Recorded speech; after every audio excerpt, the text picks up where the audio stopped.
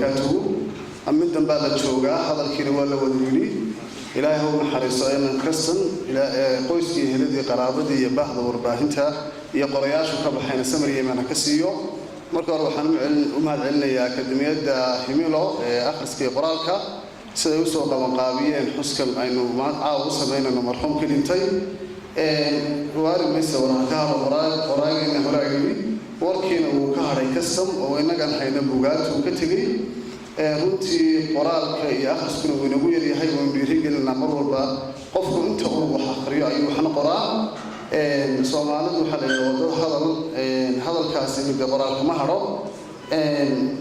taariikhdiisii iyo qofku ahaa iyo dhaqankiisii iyo deeqsinimadiisii iyo sidoo dhalinyarada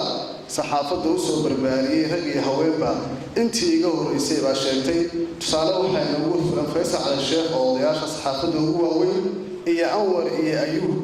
oo iyaguna ugu yaryarba maanta inaga filan intooda halkan ka hadlay sidoo u soo barbaariyay u soo gacan qabtay